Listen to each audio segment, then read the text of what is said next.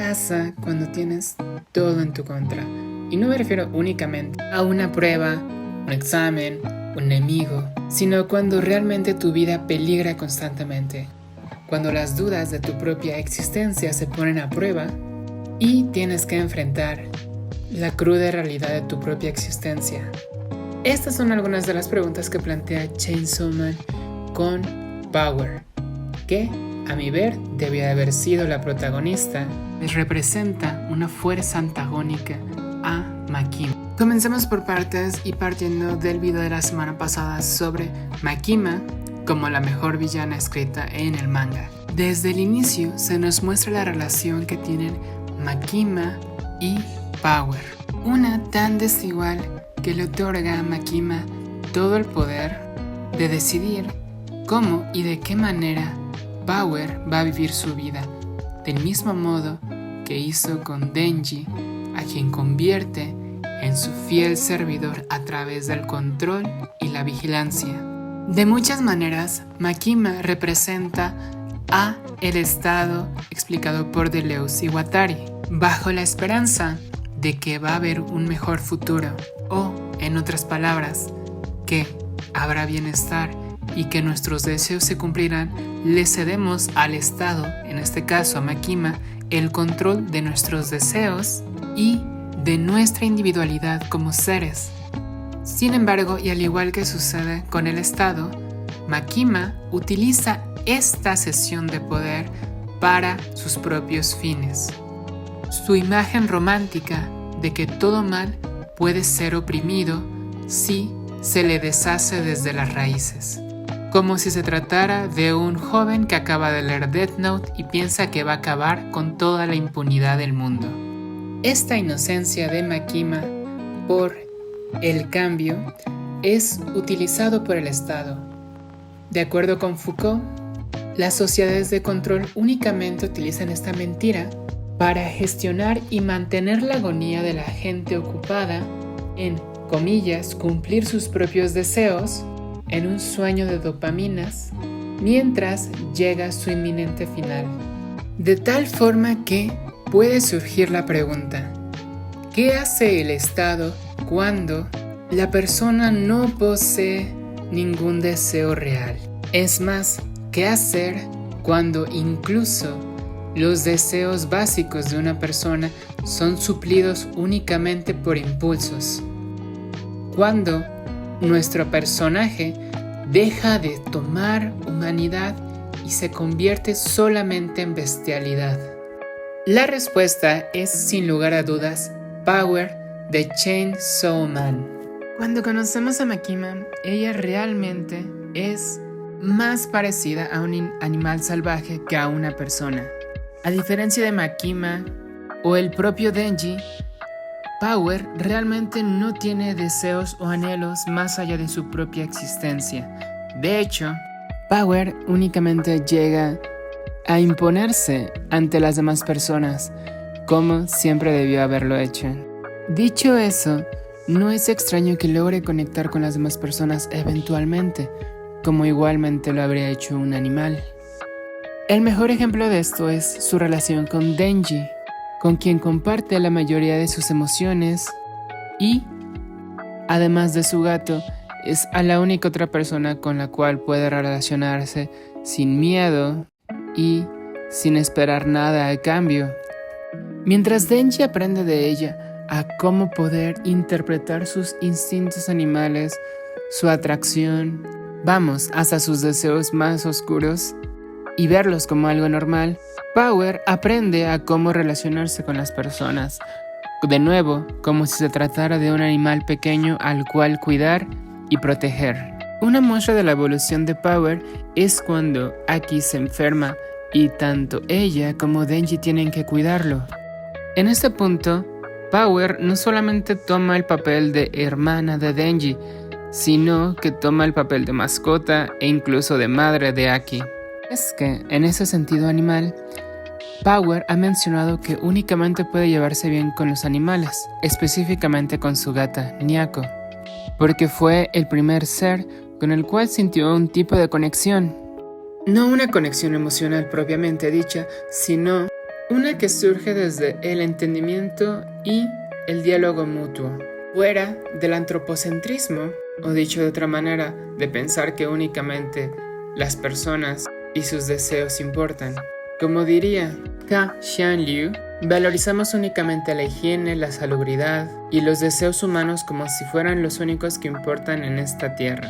De esta forma, Denji es la única persona que entiende que el instinto animal de protección de Power y Nyako es algo que debe ser valorado. Del mismo modo que, por esta misma razón, Makima no puede hacer un trato con Power, no puede entender el deseo por el instinto humano mismo, por el instinto animal. Makima, como un estado controlador, no entiende cómo se pueden ver de iguales dos seres diferentes, cómo se puede crear un instinto más allá de los deseos individuales, el miedo y obviamente el terror de que todos sus deseos no se cumplan. Una mente sin domesticar que Makima realmente jamás podría haber comprendido. Por esta misma razón, Makima tenía miedo de que Power y Denji pudieran combinar sus fuerzas. Mientras que Denji sí posee deseos humanos, la animalidad de Power hubiera simplemente hecho la gasolina perfecta para que Makima finalmente sintiera el terror de no poder controlar a las personas. Sabemos que Deleuze y Guattari, cuando hablan de las sociedades de control y de la hipervigilancia, hablan del miedo que éstas imponen. Sin embargo, también señalan algo muy importante. ¿Qué sucede con la gente, la minoría, que no es considerada objeto de vigilancia? El Estado busca las maneras de poder asimilar a estas personas. El Estado tiene que fingir que es parte de él. Tiene que imitar sus usos y sus costumbres. Esto es lo que sucede con Denji, a quien ha sido aislado de la sociedad constantemente. Makima logra encontrar la manera en la cual llevar sus emociones al límite, comillas, integrarlo a la sociedad, comillas, para al final volverlo solo un perro más a su servicio. Por esta razón, Denji es la puerta o caída para finalmente poder vencer a Power. Denji le muestra a Makima cómo acercarse a lo no humano, cómo incluso aquellas cosas que van más allá de la humanidad siguen poseyendo cierto grado de empatía y de familiaridad. De nuevo, esta es la razón por la cual Power, al igual que Denji, representan la oposición directa de Makima como fuerza estatal. Y, del mismo modo, Makima reconoce por primera vez el miedo que le da el poder liberado de aquello que no comprende, aquello que no puede territorializar, aquello que simple y llanamente no puede dominar. Tanto el demonio de las motosierras como la demonio de la sangre tienen rasgos más allá de lo humano, una animalidad que escapa del estado que quiere controlarlo todo a costa del miedo y del control. Denji y Power, como nos introducen al inicio de Chainsaw Man, no son ni personas ni demonios.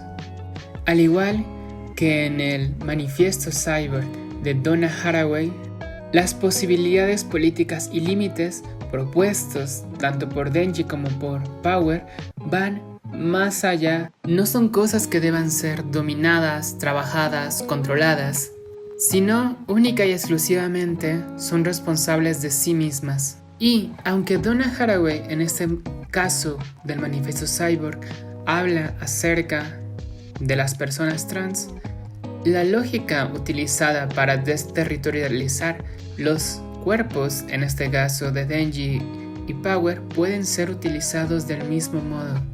Si lo ponemos en términos de Makima, es simplemente imposible de imaginar que dos seres animales procuren cuidar a otra persona.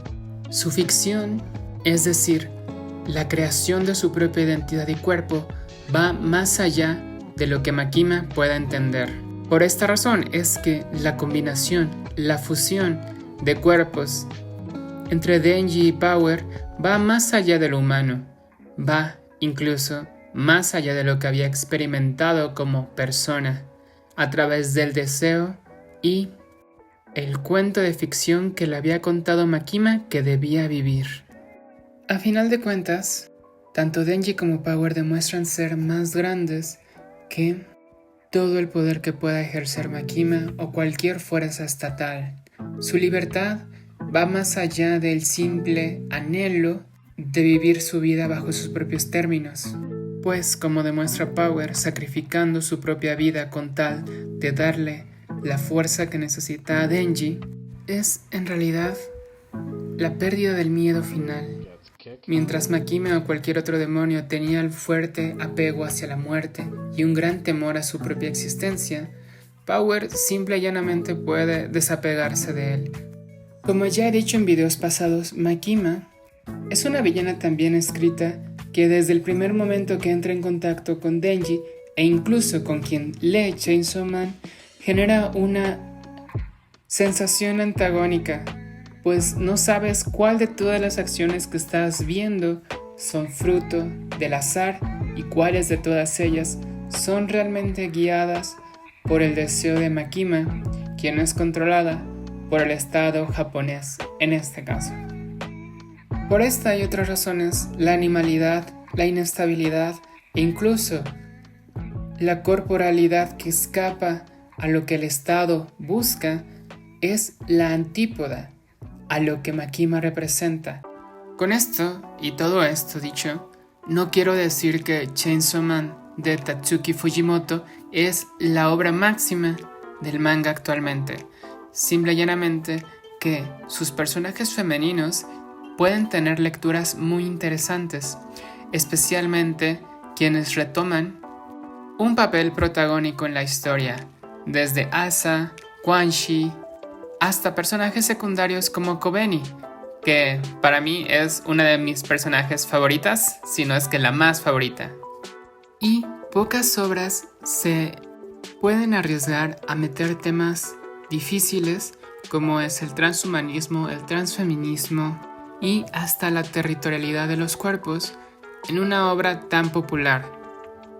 Sin embargo, como bien saben, aún nos queda por revisar el personaje de Denji y su relación con Yoshida.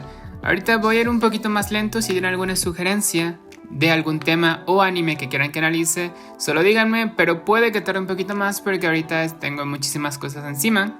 Y en caso de que tarde en subir el siguiente video sobre Denji y la masculinidad, aquí les dejo mis redes sociales para que puedan estar al pendiente de todo lo que suba, todo lo que pueda producir y chance y encuentren algo que les guste. Que tengan muy buena semana, muy buen mes y muy buen año. ¡Chao!